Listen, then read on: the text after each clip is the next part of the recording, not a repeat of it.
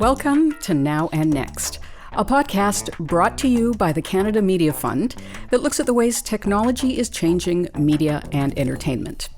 I'm Leora Kornfeld. In Canada, more than 7 million Canadians listen to podcasts at least once a month. What is it like to be big time in podcasting? Is it all just golden microphones and diamond-studded water bottles and Ira Glass, get my coffee? The big challenge for the industry is how do you make money from podcasts? See, by nature, these things can be made by anybody. All you need is a microphone, a pair of headphones, and an internet connection, and you're a publisher. You are online. And that's typically not the kind of stuff that people are going to want to pay for. You probably already heard that podcasting is a rapidly growing space, but you may not know there's close to 1 million shows in total. They're not all actively publishing, of course, but that's about twice as many as there were this time last year, and new ones are coming on stream at a rate of tens of thousands per month. Even though we did an episode on the podcasting industry in our first season of Now and Next, a lot has changed since then. In the past 6 months or so, Spotify has dropped hundreds of millions of dollars acquiring a small handful of companies. Gimlet Media, Anchor, and Parcast, and Rogers Media acquired Pacific Content, the company we talked to last season. This is likely just the beginning as this new industry takes shape, and really, there's nobody better to talk to about all these dramatic changes with than Nicholas Quah. He's a veteran of a bunch of online media companies that you probably know, like Business Insider and BuzzFeed. He's also a contributing writer to New York Magazine. He's been a Nieman Journalism Fellow at Harvard. And he's also the founder of HotPod, the leading newsletter about podcasts. And in just a second, we'll get into my conversation with Nicholas Quah to help us all better understand what's going on at this everyone and their grandmother has a podcast moment, but not everyone and their grandmother is going to be the next Joe Rogan. Last season, we did an episode with two of the people from the podcasting company Pacific Content, which I'm guessing you're familiar with. And since that time, some really big things have happened. You know, Pacific Content got acquired by Rogers Media here in Canada. And then, of course, Gimlet got acquired by Spotify for something like $230 million, and they spent another 100 and something million on other companies. So there's definitely a gold rush going on here. Did you see this coming? Yeah. I didn't see the prices coming, but I thought that mergers and acquisitions would happen sooner or later, and it turned out much sooner than we thought. And when you say that you didn't see the prices coming, because for me, I was really surprised too, because this was an area, and we talked about this on the episode last year, where traditionally there wasn't that kind of investment because there wasn't that kind of return on investment available. So what do you think changed? So let's lay about the two very sort of structural reasons for the change. One is there has been sort of a commensurate increase in both general audience listening and also a general increase in advertising revenue flowing in. So you had the sense that there was a market really forming, but the question is sort of like if you were to invest in it, how would that look like? And that kind of leads us to the second structural piece of this equation, which is we have a buying market for podcast companies and companies that work in podcasting.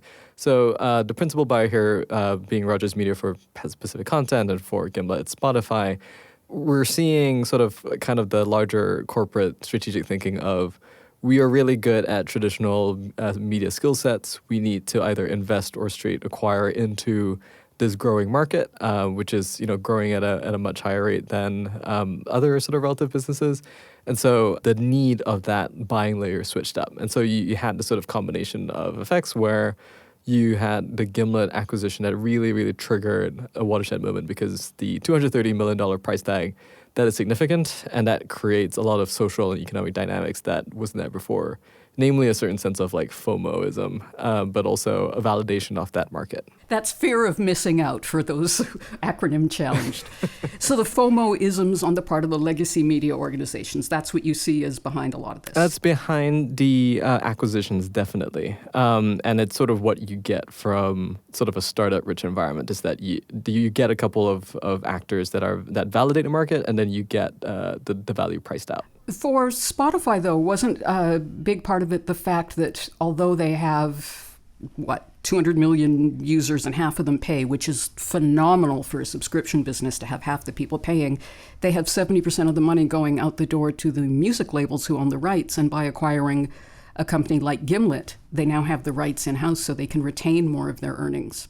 Precisely, but there's also sort of the larger narrative question here because, and you're absolutely right, the challenge for music streaming platforms in general and Spotify in specific is that the music industry and the labels, defined the sort of upper limit of the music streaming market pretty sort of aggressively and pretty comprehensively. So if you were Spotify and you're now a public listed company, you kind of look around and going, okay, can we expand the value narrative of this company in the public markets? How do we do that? And you do that by, changing the conversation. If you don't like what you're hearing, sort of switch up the game. And so they're no longer just a music streaming platform.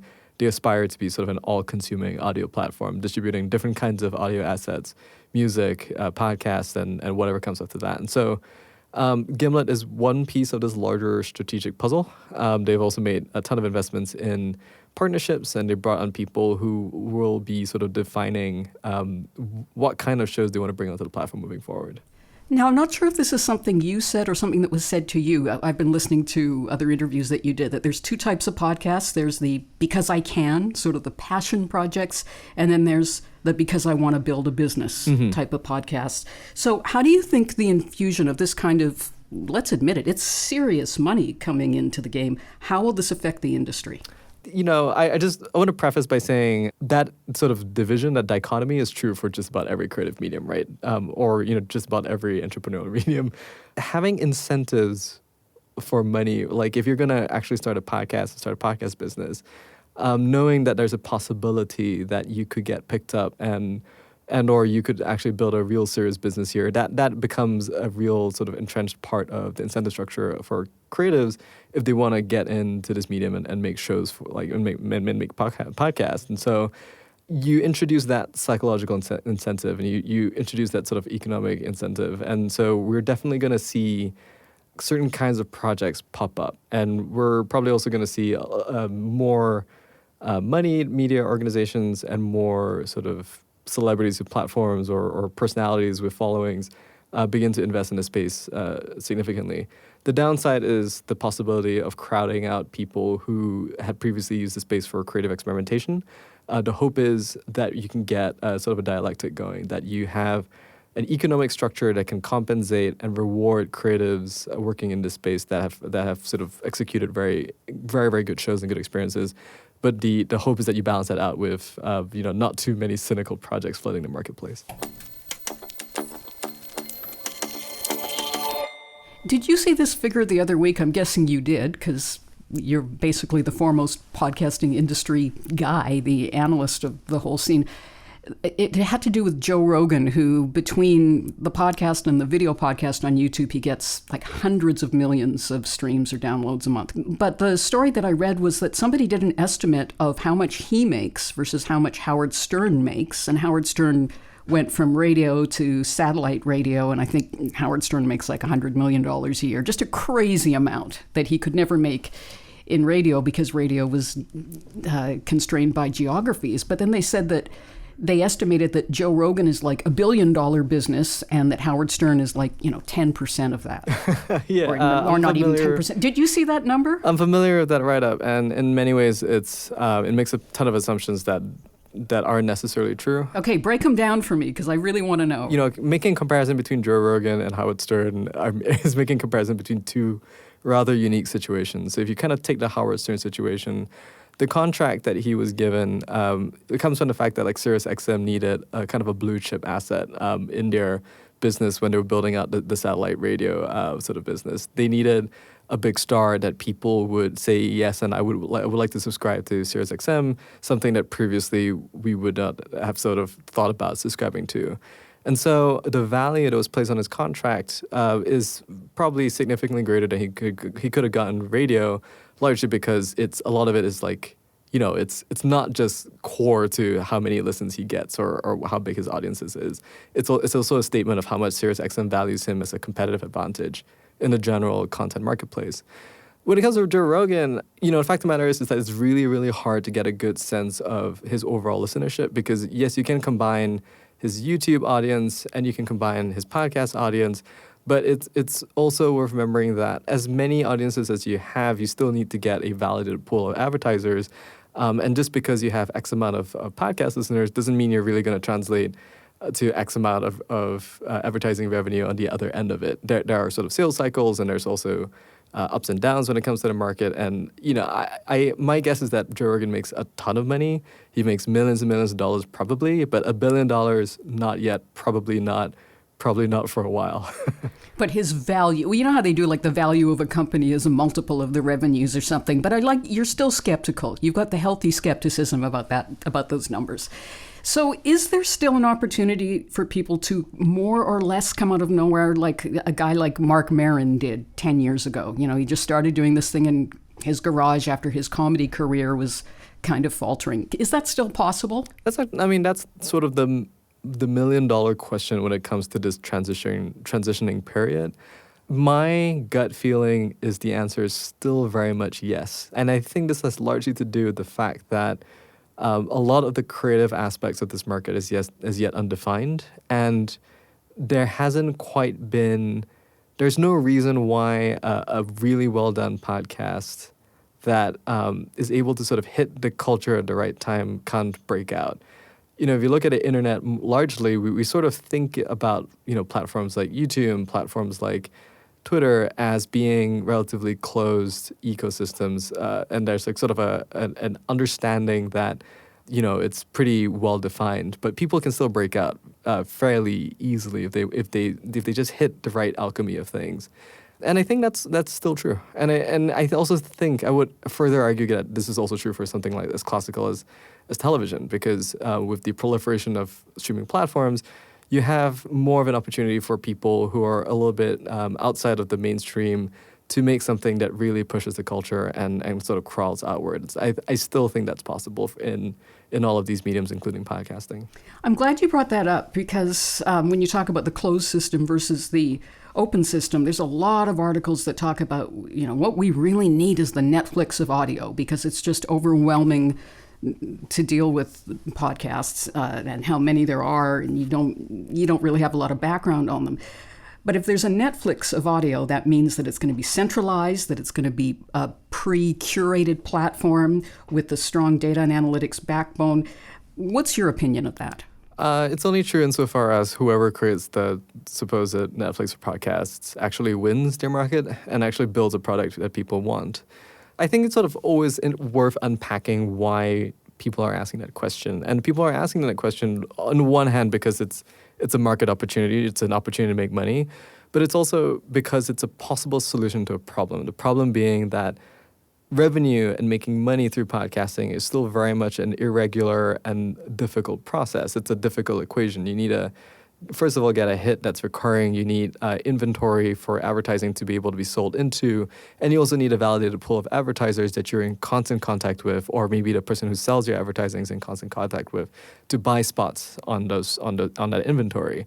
And so the supposed idea of a Netflix for audio is one in which it's able to guarantee, if they're able to build a paid user base, a pool of money that can be sort of spent on creators. And so you have this potential solution to a monetization problem that is somewhat maligned in the broader ecosystem because podcasting came up from this ideological understanding that you will win generally when listenership is open, when submissions of new shows are open, where the market can kind of dictate itself. I think there is a future in which we'll have some paywall paid podcasting platforms. I'm not sure if it's going to be Luminary. I'm not sure if it's even going to look like it. But I think we're generally trending to a direction in which, a multiplicity of business models could be possible. And I think that's sort of, you kind of want diversification with any market or ecosystem that you have. And hopefully we'll see a lot of that when we move forward. How do you see the business models developing? If you look at a company like Luminary, so they're working very much with a paywalled business model. Is there a future for the companies doing the paywalled content? Yeah, it's interesting if you kind of differentiate or sort of spell out differences between something like Luminary, which is more traditionally in the whole metaphor of the Netflix for audio, versus something like Spotify, which is mostly free, and then if you become a paid premium user, you get a bunch of benefits on top of that. So it's functionally still available. Most of that content is still available for most people. With a company like Luminary, you have the problem of user acquisition, which is to say you have to convince people to pay X amount of money every month or every year to access the content that you have. The traditional comparison on Netflix kind of breaks down because there's a historical forgetting with it when it comes to remembering why Netflix became what they are today, which is they didn't start with the production of original content. They didn't start with the licensing of original content. They started with syndication, essentially. They let people rent DVDs and they made it easier for people to follow through with consumption of media and content that has largely gone through its marketing cycles and its audience development cycles elsewhere, which is to say the film business and the film theater circuit. But it was also cheaper than the existing Absolutely. option. That was a big part. And people were already used to paying for video entertainment. Absolutely. And you also have an already validated product, right? People are using this service to pay lower prices for something that they know that they already want. Luminary is in a position where they have to create a catalog themselves. They have to validate a market of people that would be willing to pay money for that content that they sort of collect and curate and pay for. And then they had to do it over and over again every month, every quarter, every year to the point at which they, become acquired or hit the public markets or fold because they ran out of money. And so that is very, very difficult if you are unable to define specifically the value proposition of the collection that you've curated and the kinds of people that'll pay for it. Which isn't to say that I don't think that a paid podcasting platform is possible for the future. I think there's a lane for niche and more specific sort of genre-oriented platforms. Right now, you can get comedy podcasts pretty easily. You can get public radio programming pretty easily as podcasts. What kinds of shows can you not get that much of? What kinds of shows aren't really well served with the way that the podcast business works right now? I would argue fiction. And I would argue something, like a 6-part limited run series, pretty genre-oriented. I think if you're very, very specific with your identity in a marketplace, you have a lane to win. I wonder if you just gave away the next $100 million idea. Ideas are cheap.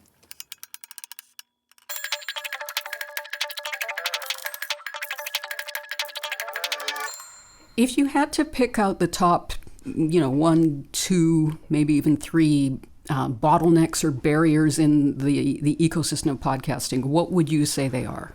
The sort of traditional way that people tend to talk about podcasting is to talk about in terms of its low barriers to entry, which is to say that anybody can publish a podcast. Just because you could publish it doesn't mean that you don't have to do a lot of work at it. So that's number one. The second is talent. I think one thing that we've seen over the past 4 or 5 years, which I think is pretty interesting actually, is the sense that the really, really talented people who know how to produce really good talk podcasting or really, really good narrative podcasting, that has been a vanishingly small number of people, largely because the larger radio and narrative radio and labor market and infrastructure traditionally didn't really support them very well. So there's an entire middle class of radio producers who were really talented who were basically driven out of the medium because they could previously not make a ton of money out of it. And so now we have a situation in which the people who are talented enough to create shows, to develop shows, to run shows, to cut really good tape, to think about the medium at a high level, that's not a lot of people. And as a result, the quality barrier is tremendous for both for upstarts and existing big podcast publishers. So that's number 2. And if you want to have a real sort of round this out to a number 3 here, I do think marketing is an issue. There's this sort of dictum that gets uttered a lot in podcasting, which is to say that podcasting discovery is broken.